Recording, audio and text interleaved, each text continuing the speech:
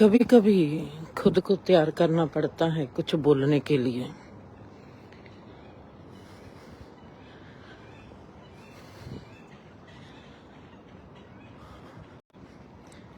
काफी वक्त लग जाता है।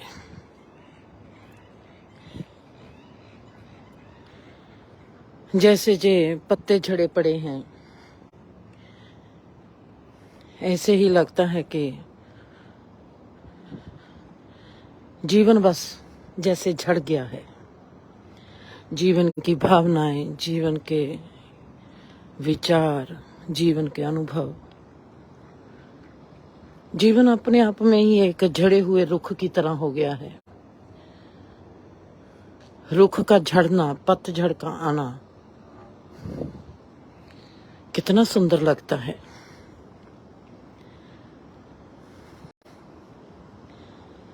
हर मौसम की कितनी अपनी सुंदरता है। हल्केपन का एहसास, फूलों से लदी हुई टहनी, पत्तों से भरा हुआ पेड़ जब अपने लिबास को निकालता होगा, उसमें अपने आप में कैसी आजादी आती होगी, कितना हल्कापन होता होगा।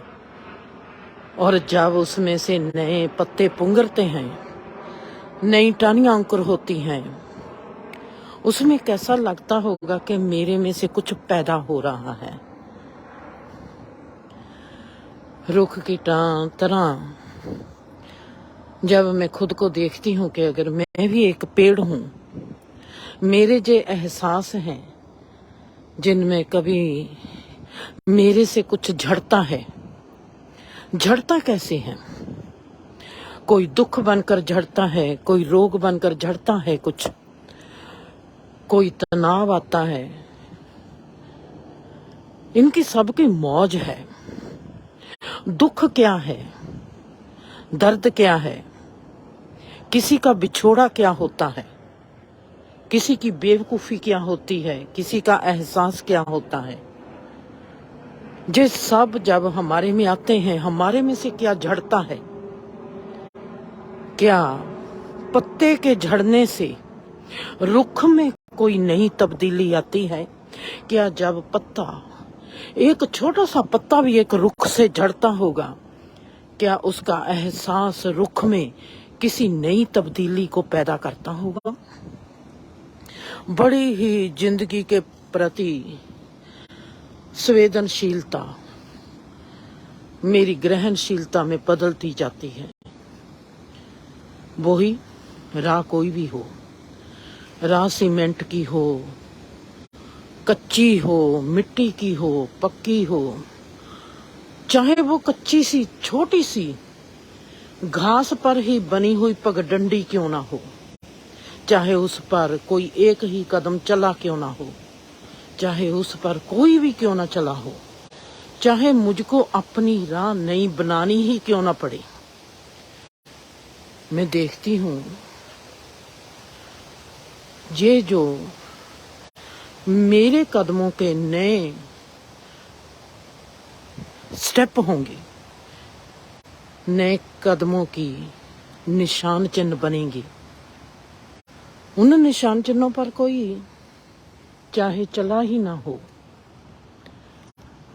मैं अपने इन नए कदमों को देखती हूँ। जब वो घास पर पड़ते हैं, घास का नीचे हो जाना और मेरे कदमों का आगे बढ़ना, मैं सोचती हूँ कि ये घास मेरे कदमों के भार से नीचे को हुई है। मैं इसको दूसरी तरह सोचूंगी। आज मैं ऐसे नहीं सोचूंगी कि ओ मेरा भार इस घास पर पड़ गया तो ये घास नीचे को हो गई। मैंने इसको कुछ और तरीके से देखना है। मैं और तरीके से कैसे देखूंगी? मैंने देखना है कि ये मेरे पांव ही नहीं है, और पांव को जगह रखने के लिए ये जो घास है वो अपने आप को नीचा करती है। जिंदगी की संवेदनशीलता में प्रवेश होना खुद में कुछ ग्रहण करने के लिए दोनों साइडों पर क्या घटित होता है, क्या घटित हो सकता है, हमारा दिमाग कहाँ तक काम करता है, हमारी समझ उसको कैसे अपनाती है, ये मुझको देखना पड़ेगा। मेरी राह जिस पर कोई चला ना हुआ हो, मैंने उस राह पर चलना है जिस पर कोई चला नहीं। मुझको अपनी मंजिल बनानी है कि मैंने किस मंजिल पर पहुंचना है। वो मंजिल क्या है, मैं उस मंजिल को नाम क्या देती हूँ। लोग कहते हैं कि जे परमात्मा की चाहना है। अगर हम गुरुद्वारे, मंदिर, मस्जिद में जाते हैं, हमारे में एक चीज घर कर जाती है कि हम आस्तिक हैं और हम उस आस्तिकता में कहते हैं हम परमात्मा की चाहना रखते हैं, हमने परमात्मा को पाना है। मैं आज सोचती हूँ, अगर मैं आज किसी धार्मिक जगह पर जाना चाहूंगी, उस धार्मिक जगह पर मेरा जाने का मकसद क्या होगा, मैं क्यों धार्मिक जगह पर जाना चाहूंगी। मेरे लिए धर्म का और मेरे अस्तित्व का और इस ब्रह्मांड का, इन तीनों की अगर मैं कंपेयर करूंगी तो मेरे लिए धार्मिक जगह कौन सी है। मेरे लिए धार्मिक जगह वो है जिसको किसी ऋषि मुनि, पीर पैगंबर ने आके बना दिया। आज जिनके पीछे करोड़ों की लागत में लोग हैं, वो मेरे लिए धार्मिक जगह है। जहाँ मेरे लिए इस परमात्मा ने जो रची है जे कायनात, वो मेरे लिए धार्मिक जगह है। जहाँ मेरा अस्तित्व ही मेरे लिए धार्मिक जगह है। जहाँ पर मेरे हालात मेरा सूत्र बन जाते हैं, जहाँ पर मेरा जीवन मेरी हिदायत बन जाता है, जहाँ पर मेरी घटनाएं उस दरवाजे को खोल देती है, जहाँ पर मैं देखती हूँ मैं किस ऊंचाई में, जहाँ किस आंगन में से खड़कर मैं इस कायनात को, इस यूनिवर्स को देख रही हूँ। यूनिवर्स, ब्रह्मांड। जब मैंने इस लफ्ज को सुनना, जब मैंने इस लफ्ज को पढ़ना किसी किताब में, ब्रह्मांड, ब्रह्मांड, ब्रह्मांड, इस ब्रह्म का आंड, आंड लफ्ज अंत और एंड,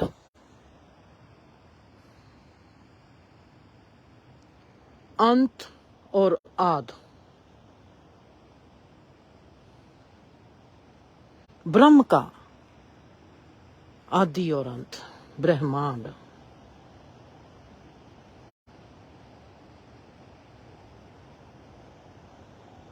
दोनों लफ्जों को एक एक का, एक लफ्ज वहां से उठा लिया, एक लफ्ज वहां से उठा लिया, एक आद से ले लिया, एक अंत से ले लिया,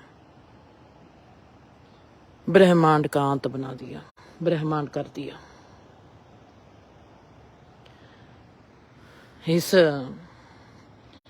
आज मैं इस ब्रह्मांड के इस हिस्से में खड़ी हूँ जो बहुत ही प्यारा है और जिसकी छत पर बादलों की रजाई ओढ़ी हुई है और जिस पर कितना कितने दिखाई देता है कोई पक्षी उड़ता हुआ। मैं अपने आप को जहां पर खड़े देखती हूँ और मैं देखती हूँ इस कायनात को अपनी आंखों से, और मैं सोचती हूँ अपने आप में से, जिस तरफ से मैं सोचती हूँ अपने आप में से, वो मेरा माइंड है, वो मेरी बुद्धि है, वो मेरा अस्तित्व है। वो अगर माइंड के जरिए आता है तो क्या है, अगर बुद्धि के जरिए आता है तो क्या है। बुद्धि है अकल, जो मैं सोचती हूँ उसके साथ निर्णय करना, उसके साथ फैसला करना, मेरा वो फैसला सही है, मेरा वो देखना सही है, मेरा वो ऑब्जर्व करना सही है, उसका मेरे को साथ देती है मेरी बुद्धि, मेरी समझ, मेरी अकल। मेरी तो समझ तो झूठी भी होती है, समझ सच्ची भी होती है, अकल झूठी भी होती है, अकल सच्ची भी होती है, आदतें अच्छी भी होती है, आदतें बुरी भी होती हैं, मानते चंगी भी होती हैं, मानते अच्छी भी होती हैं, मानते बुरी भी होती हैं। हर चीज के दो पहलू हैं। मैंने उस पहलू में से गुजर के देखना है कि जिंदर जो है वो सही निर्णय लेती है, जो गलत निर्णय लेती है, उसका निर्णय कैसा है। अगर मेरे को जो चीज मेरी सही लगती है, शायद मेरे साथ दविंदर खड़ी हो, उसको मेरी चीज वो सही ना लगती हो, फिर हम दोनों में से निर्णय कौन करेगा कि कौन सी चीज सही है। किसी को धर्मक जगह पर जाकर सही लगता है और किसी को धर्मक जगह पर जाकर कुछ भी नहीं प्रतीत होता। हम कैसे देखेंगे कि ये दोनों में से सही कौन है? मैं कैसे देखूंगी कि ये दोनों में से सही कौन है? क्या दोनों में से एक गलत है, या दोनों ही गलत है, या दोनों ही सही है? मेरा जीवन किस चीज से प्रभावित होता है? मैंने कहना है परमात्मा, अगर मैं आस्तिक हूं, मैंने कहना है परमात्मा, मैं तेरे को मानती हूं। परमात्मा ने मेरी मानता को रूप रंग आकार देना है। मैं कहती हूं नहीं नहीं, मैं नहीं परमात्मा को मानती, परमात्मा कुछ भी नहीं है। ये कायनात अपने आप में से पैदा हुई है, हम पैदा हुए हैं, अपने आप को बनाते हैं और अपने आप को जीते हैं और अपने आप में से ही गुजर कर चले जाते हैं। मैं नास्तिक हूं।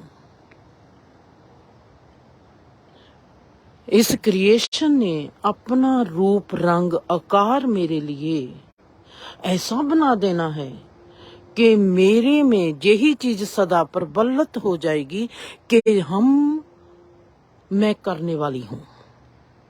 यात्रा सदा ही दो से होती है, एक तू से होती है, एक मैं से होती है। मैं से यात्रा करने वाला कहता है अगर मैं चलूंगा नहीं तो मैं पहुंचूंगा कैसे। तू पर यात्रा करने वाला कहता है जहां पर जीवन ले जाएगा तो चले जाएंगे। पर हम आम इंसान है, इसमें यात्रा नहीं करते। हम करते हैं जहां पर हमको ठीक लगता है। कहीं पर हमको ठीक लगता है जहां पर हम कहते हैं कि मैं यात्रा करता हूं। कहीं पर हमको ठीक लगता है कि चलो जी खेड़ा छूट जाएगा, हम फ्री हो जाएंगे। हम कह देते हैं कि हमारे में से जो भी गुजरता है वो तो सिर्फ परमात्मा है, परमात्मा करता है, परमात्मा होता है, बस हमारा कोई भी लेन देन नहीं है। जिंदगी में जब हम फिसलते हैं तो परमात्मा आ जाता है, जब हम जिंदगी की बुलंदी की ओर जाते हैं तो हमारे में मैं आ जाती है। मैं की यात्रा और तू की यात्रा हमारे में सदा ही चलती रहती है। हम कभी अपना फायदा तकते हैं, हमारी होंद किस बात के लिए हमारे में राजी होती है।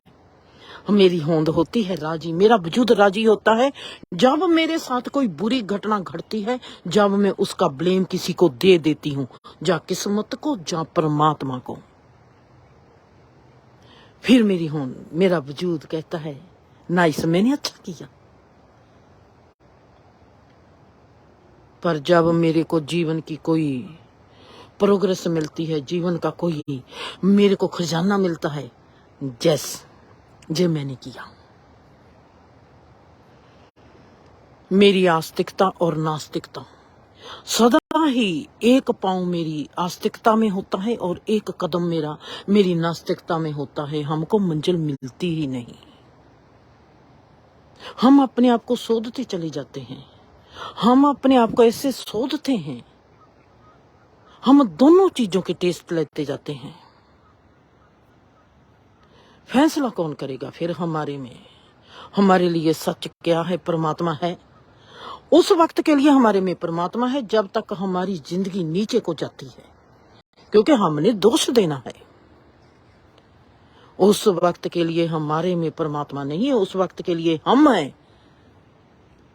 हमने अपने माथे पर सेहरा लगाना है कि मैं जे हूं, ये है मेरी कामयाबी का राज। हमारे में आस्तिकता और नास्तिकता, हमारे में धर्मता और धर्म, हमारे में परमात्मा और पदार्थ साथ साथ चलते हैं। हमारे में अपना और बेगाना साथ साथ चलते हैं। हमारे में सच और झूठ साथ साथ चलते हैं। हमारा अच्छापन और हमारा बुरापन हमारे में साथ साथ चलता है। हम कैसे जानेंगे? मैं और दविंदर जहां पर खड़े हैं, दविंदर कहती है कि मैं आस्तिक हूं और मैं कहती हूं कि मैं नास्तिक हूं। हम दोनों इस मंदिर में खड़ी हैं। वो कहती है मैं किसी परमात्मा को नहीं मानती, जो तुम्हारे को दिखाई देता है जिंदर जे नास्तिकता है। मैं कहती हूँ कि मैं मंदिर में नहीं खड़ी हूँ, मैं खड़ी हूँ परमात्मा की बनाई हुई इस कायनात में। लोगों ने जिस इमारत को नाम दे दिया है कि ये मंदिर है, मैं इसको मंदिर नहीं मानती, मैं इसको कायनात का एक छोटा सा हिस्सा मानती हूँ। दविंदर कहती है कि मेरी जो मानता है कि ये है मंदिर, ये है गुरुद्वारा, ये है धार्मिक जगह, और मेरी इसके प्रति श्रद्धा है। और मैं इस श्रद्धा के साथ इसको, अपनी ही श्रद्धा को जहां पर नमस्कार करती हूँ और इसको अपनी श्रद्धा मानती हूँ, और मैं इसको अपनी धार्मिक जगह मानती हूँ। और मैं कहती हूँ कि ना ना, मैं इसको कायनात का एक छोटा सा हिस्सा मानती हूँ। मेरे में नास्तिकता है, मैं परमात्मा को नहीं मानती। मेरी परमात्मा को ना मानने की वजह क्या है?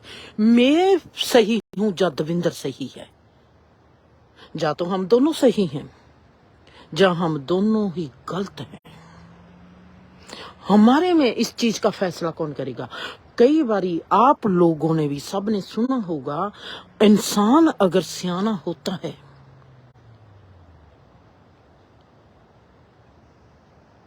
वो जिन तिलों में तेल भी नहीं होता, उन तिलों को भी यूज कर लेता है, उनका भी उपयोग कर लेता है। अगर मेरी नास्तिकता सूखे तेलों का भी उपयोग कर लेती है तो मैं आस्तिक हूं। अगर मेरी आस्तिकता को ये भी समझ नहीं आती कि मैंने सूखे हुए तिलों का उपयोग कैसे करना है, तो मेरी जो समझ है वो नास्तिक है। हम आस्तिक या नास्तिक नहीं होते, हमारी समझ जो होती है वो आस्तिक और नास्तिक होती है। कुछ कहती है कि मुझको जीवन में कुछ मिला है, कुछ कहती है कि मेरे को जीवन में कुछ नहीं मिला, मैंने जीवन में कुछ पाना है, मैंने उसको हंडाना है। वो हंडाएगी कैसे?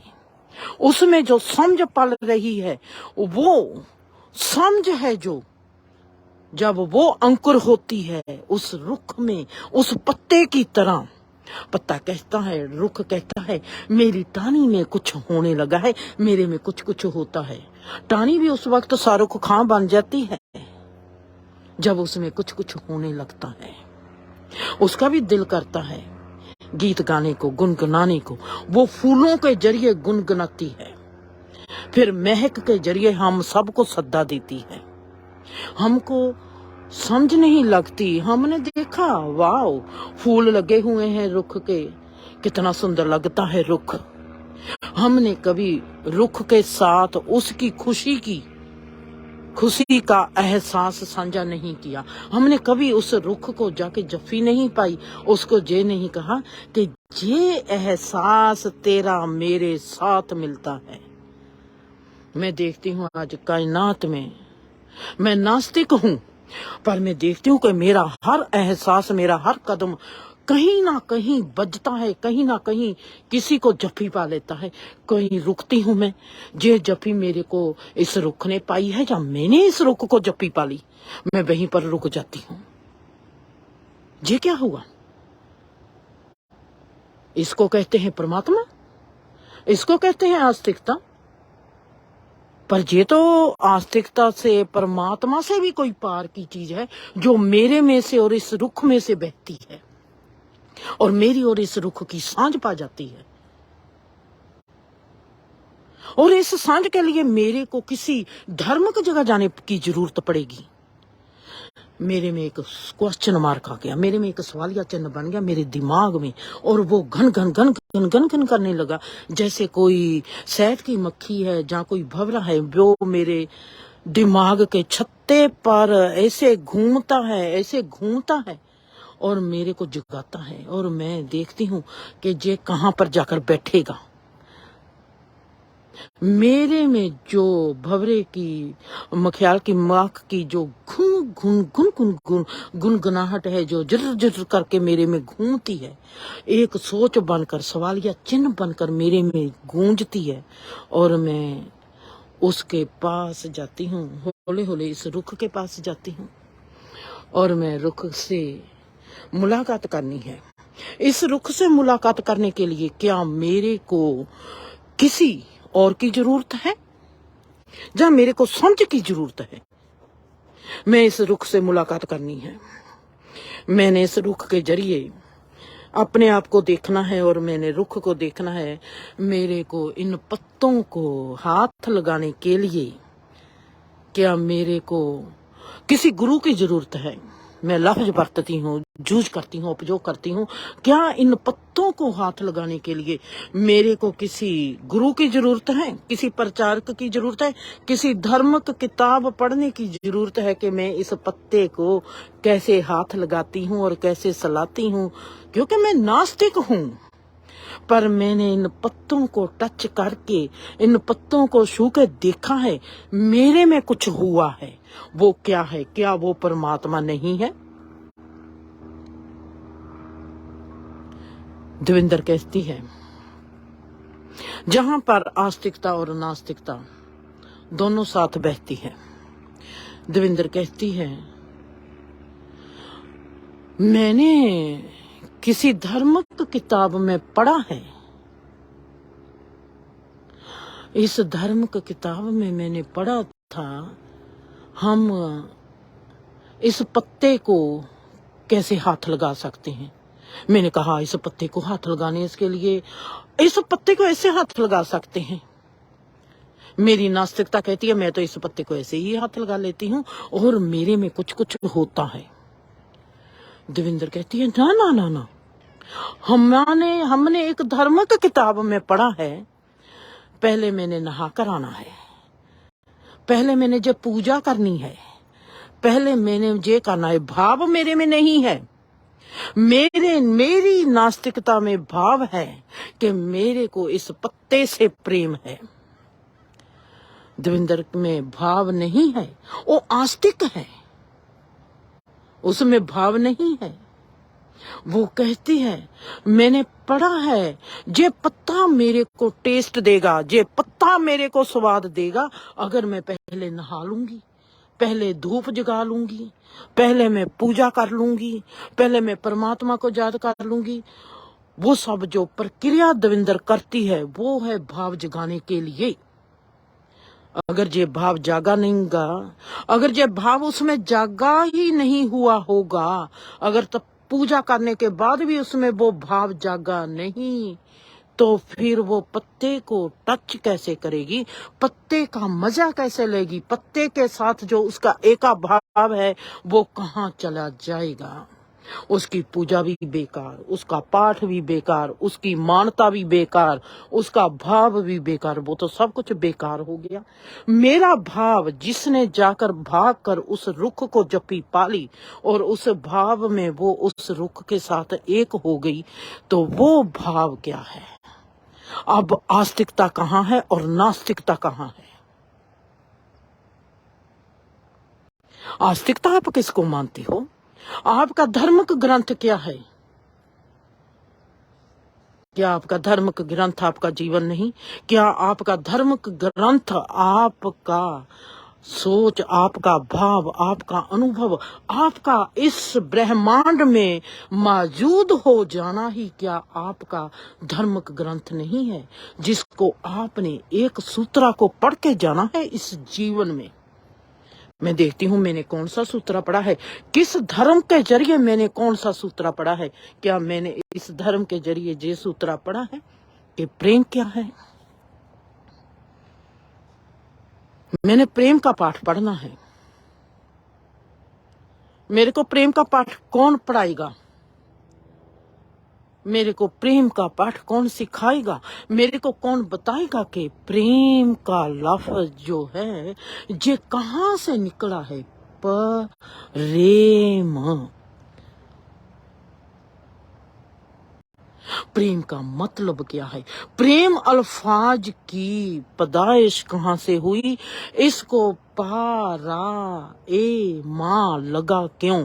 किस ऋषि ने, मुनि ने प्रेम लफ्ज को पैदा किया? उसका कौन सा एहसास था कि उसने प्रेम लफ्ज को पैदा कर दिया? प्यार, प्यार। ऐसा कौन सा विज्ञान विद्वान पैदा हुआ था जिसने उस एहसास को अल्फाज दे दिया कि दिस इज लव। ये लव होता क्या है? ये प्यार होता क्या है? ये प्यार शब्द कहां से पैदा हो गया? मैंने तो धर्मक ग्रंथ पढ़े हैं, देवेंद्र मुझको कहती है। मैंने धर्मक ग्रंथ पढ़े हैं, प्रेम जी है। मैंने कहा तुम्हारे में प्रेम पैदा हो गया, प्यार है तुम्हारे में। अगर तुमने ये जानकारी हासिल की है, अगर तुमने चारों धाम की यात्रा कर ली है, तुमने सातपुरी की यात्रा कर ली है, तुमने जगह जगह पर जाकर हर साल हज कर लिया है, तुमने हर वक्त अमृतसर नहा आई है, 5 स्नाना कर लिया है, क्या तुम्हारे में ये प्रेम अल्फाज पुंगरा अंकुर हुआ? तुमने कभी गौर से देवेंद्र देखा है किसी रुख के पास बैठकर कि उस रुख में से जब तुई निकलती है, जब वो अंकुर होती है, जब वो अपने आप को थोड़ा सा पाड़ती है, तना कैसे अपने आप को पाड़ता है, अपने आप को जरीट देता है और कहता है कि ये पत्ता छोटा सा मेरे से निकल जाए, मेरे से अंकुर होता है। और उस दर्द में जब वो पत्ते को जन्मता है, उसमें प्यार का एहसास होता है। तुमने जब किसी धर्म की किताब को पढ़ा, तुम्हारे में कौन सी चिरीट बजी है?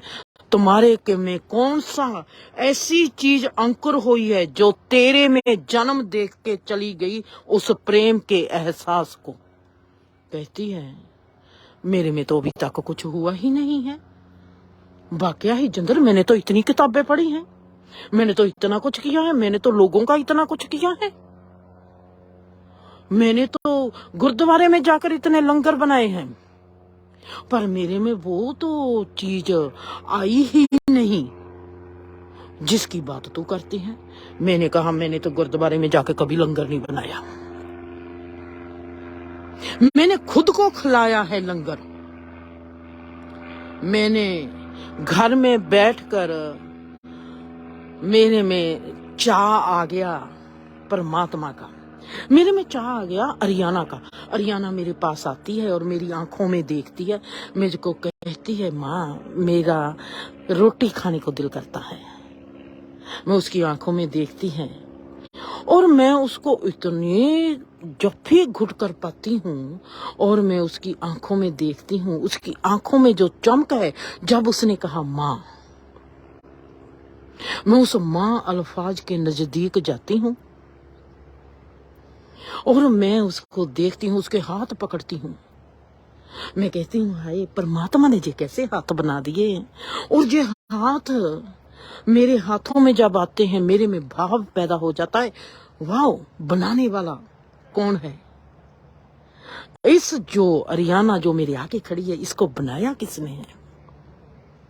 दुनिया कहती है परमात्मा ने पैदा किया है, मैं किसी परमात्मा को नहीं मानती। मैं देखती हूँ कि ये एक कायनात अपने आप में बनी हुई एक सिरजी हुई चीज है, और इसको बनाने वाला कैसा होगा अगर किसी ने बनाया है। अगर ये अपने आप में सिरजी गई, ये कैसे सिरजी होगी, ये कैसे पैदा होगी। कहते हैं कुदरत अपने आप में सिरजती है। मैं कहती हूँ कुदरत कैसे अपने आप में सिरजती है। कोई निजम है, कोई लॉ है, कोई अनुशासन है जिसके तहत ये चीज बनती है।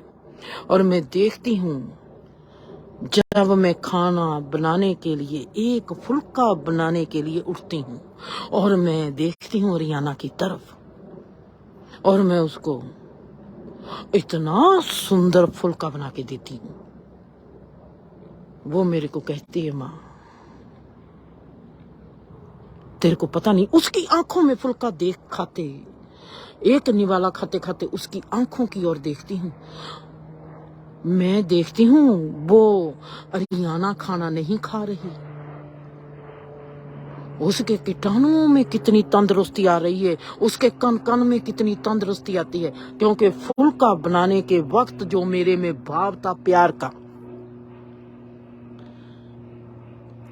उसने उसको तंदुरुस्ती दे दी है। उस तंदुरुस्ती के बहाव में जब मैं बहता हुआ देखती हूँ रियाना को, उस भाव में मेरे में क्या जागृत तो होता है, उसको दुनिया कहती है प्रेम। और वो प्रेम ढूंढने के लिए, प्रेम का भाव लेने के लिए उनको धर्म की किताबें पढ़नी पड़ेगी। उनको रिश्ते दिखाई नहीं देते।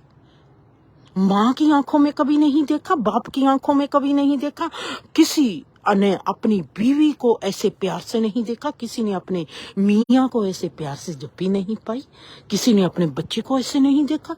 आपके तो घर में सूत्र है बेटा, आपके तो घर में, मैं देवेंद्र को कहती हूँ बेटा आपके तो घर में सूत्र पड़े हैं, और उस सूत्र को ढूंढने के लिए आपको कहीं जाना पड़ता है। आपका तो जीवन ही धर्म का है। जब आप, जिसको मैं मान लेती हूँ, चलो मैं देवेंद्र तुम्हारे पाँव की जुत्ती अपने पाँव में पहनती हूँ, मैं मान लेती हूँ कि एक परमात्मा है। आप उस परमात्मा को क्या मानती हो, मेरे को ये तो बता दो। वो कहती है परमात्मा सब कुछ करने वाला है। परमात्मा, बाइबल कहती है लव इज गॉड। ओके, अगर परमात्मा प्यार है, क्या प्यार तेरे में नहीं है? उस प्यार को ढूंढने के लिए तेरे को कहीं जाना पड़ेगा।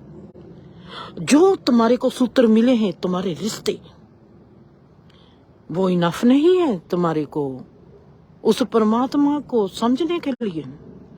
तुमने कौन सा अपने रिश्ते को समझा है, कौन से रिश्ते को प्यार से निभाया है कि तेरे को समझ आ जाएगी धर्म की जगह पर जाकर के परमात्मा क्या है, प्यार क्या है। जो चीज तेरे को मिली है उसका ही उपयोग करना नहीं आता अगर तुझको, तो नास्तिक क्यों है? नास्तिक वो है जिसको उपयोग करना नहीं आता जीवन का। नास्तिक वो नहीं है जो परमात्मा को नहीं मानता। परमात्मा क्या है? परमात्मा जीवन है। कैसे हैं आप? अपना वक्त क्यों जाया करते हो? आपके जीवन में हालात बदलते हैं, हालत बदलती है, दिशा बदलती है, दशा बदलती है, आपकी स्थिति बदलती है, आपकी अवस्था बदल जाती है, और आप कहते हो ये बदलाहट क्यों हुई? आपको ये समझ में नहीं आया कि ये बदलाहट क्यों हुई? आपके हालात आपको नए सूत्र में लेके जा रहे हैं। आपकी हालत उस सूत्र को समझ सकती है या नहीं, वो समझाने की कोशिश करते हैं। अगर रुख को जफ्फी पाने के लिए भी, रुख पर हाथ लगाने के लिए भी आपको एक धर्म की किताब पढ़नी पड़ेगी। आप बुद्धिवादी कैसे हो सकते हैं? आप धार्मिक कैसे हो सकते हो? धार्मिकता आपके रग रग में समाई हुई है। धार्मिक आप हो, अपने आप में रमे हुए हो, अपने अस्तित्व में आप हो, अपने रिश्तों में आप हो। आपके रिश्ते आपको कैसे जज्ब करते हैं, कितना आप अपने रिश्तों का, अपने हालातों का, अपने वक्त का, अपने जीवन का, अपनी सोच का, अपने अनुभव का अपयोग करते हो जो सही है। आपको सही अपयोग की समझ है या नहीं है?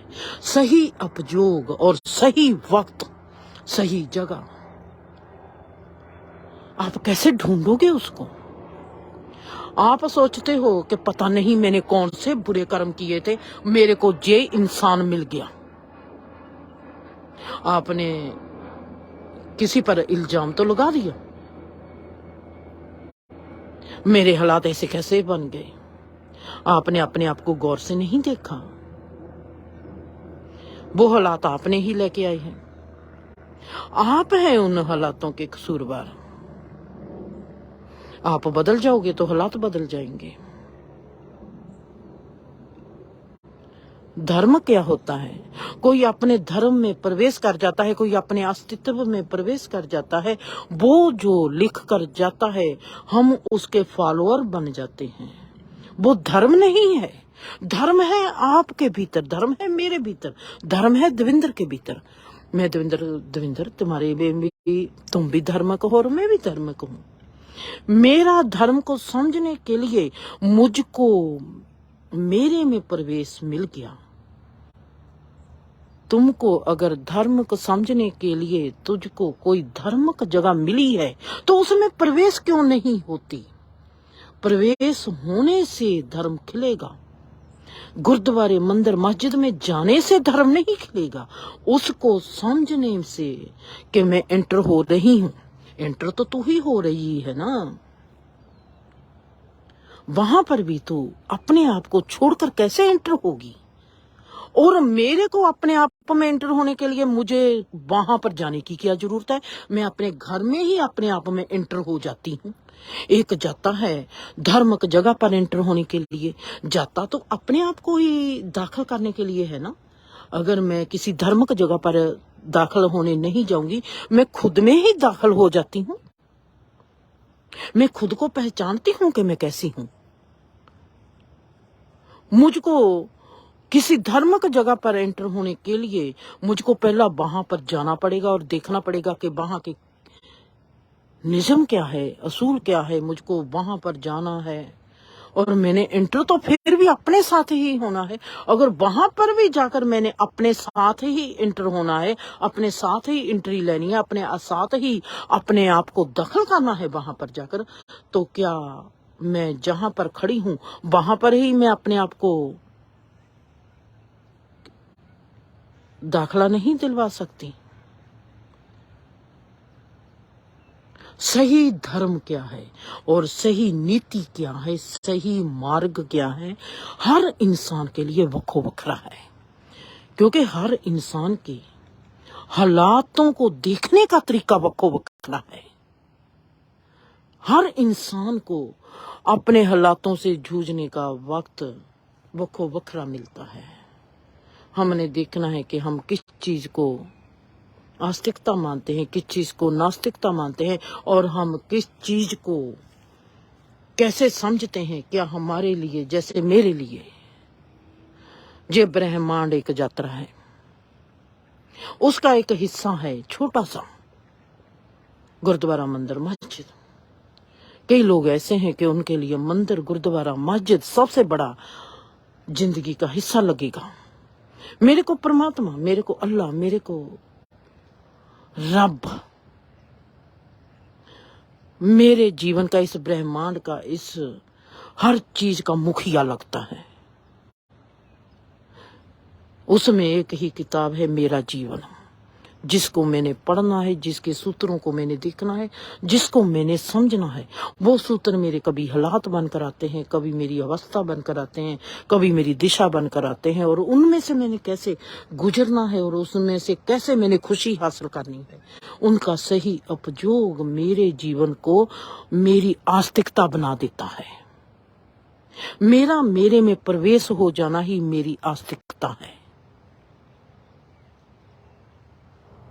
चलो हम सब होते हैं, सहमत होना ना सहमत होना, जिस सब इंसान का अपना एहसास है।